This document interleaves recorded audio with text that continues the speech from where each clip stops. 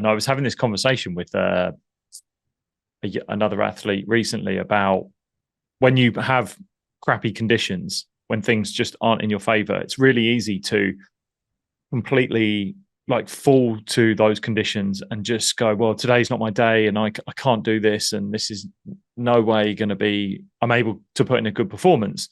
And I was like, well, why can't you just change your perspective on it and actually see it as a puzzle? Like you said there, who's going to figure this puzzle out the most? Who's going to figure out what runners work best on today's conditions? What equipment's going to be right? How do you go about it? And in the sport, it was cricket we were talking about. So the pitch, the ground and the turf that you play on changes every game, changes every day. Like every day is never the same day.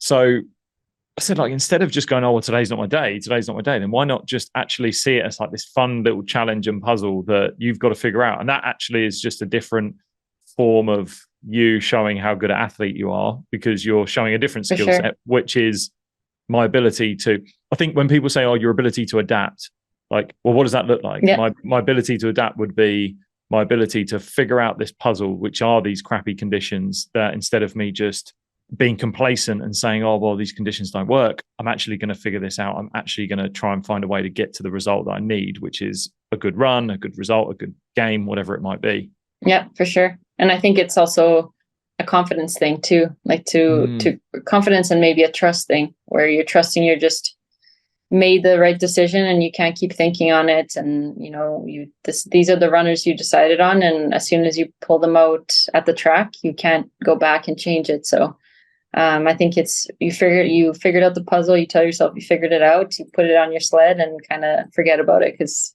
you can't be kind of indecisive, let's just say, when you're on the sled. So and you want to try and train in crappy conditions as well. Like you're saying there, when you're on the ice in hockey with the Zamboni, just putting on perfect ice, like you're not going to get that every day. So it's like, don't train in perfect conditions, because the reality is going to be so far from it. Go find some really challenging conditions to train in, so that when you do get really good conditions, or the conditions are definitely better than what you've trained in, you're going to smash it. It's going to be so much better than everyone else.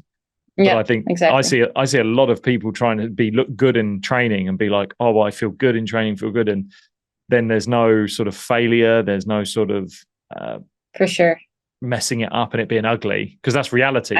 Like how many competitions have we spoken about where it's just gritting it out. It's just ugly and it's not pretty, because that's just not reality. It's never, the world isn't nice to you in that sense. For sure.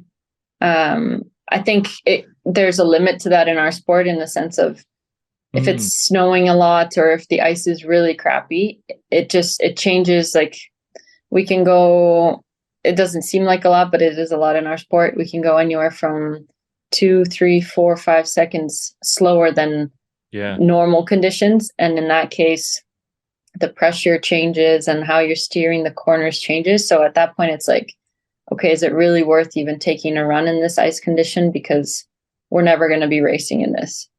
And it almost just messes you up, because if you're trying something new in a corner, you can't do it because the pressure is going to hit you different.